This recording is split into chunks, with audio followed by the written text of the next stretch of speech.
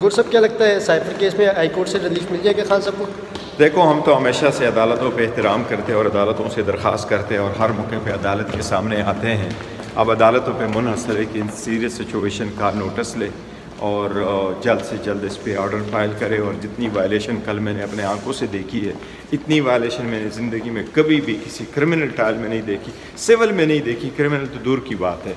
तो इसलिए high court की ज़िम्मेदारी है आईनी कि लोगों के फंडामेंटल राइट्स प्रोटेक्ट करे। हर सूरत अदालत को चाहिए कि इसको आज ही सुने, आज ही इस पे ऑर्डर करे, उस ऑर्डर्स को पाश करे, डिफेंस की राइट दे दे कि वो क्रॉस एग्जामिनेशन करे, डिफेंस की चॉइस की करे और उसके बाद जो प्रोसीड करना है अदालत, वो अदालत कानून के मुताबिक प्रोसीड करे। सर कल खान साहब एंड में जो है वो पेश हुए अदालत में, क्योंकि वो नहीं पेश होने का मैच फिक्सड है इनके। नहीं, ऐसी बात नहीं है। खान साहब दूसरे केस में थे, वो तोशाखाना वाले केस में थे, नेब में, वहाँ प्रोसीड कर रहे थे, वहाँ भी प्रोसीडिंग्स हो रही थी। उस प्रोसीडिंग से वापस जज साहब ने बुलाया तो वापस आया, चलाते रहे।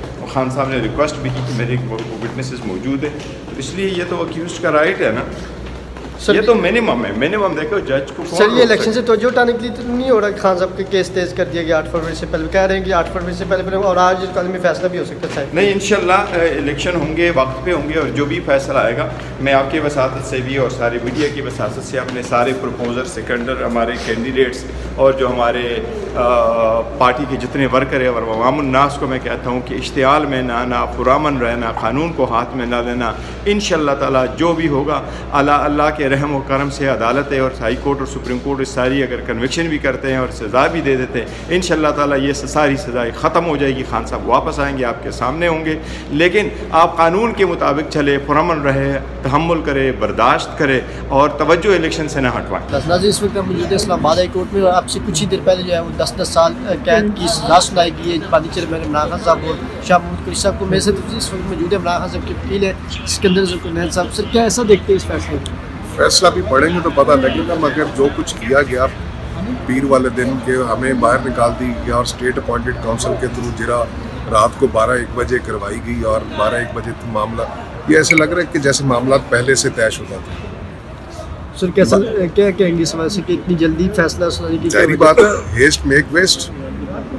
इस पर पाकिस्तान अब आपको पता है कि जल्दी के फैसले किसके होते हैं। I don't want to use the words. तो पाकिस्तान तरीके साहब क्या इस पे हाई कोर्ट वगैरह में चली जी अपील तो होगी?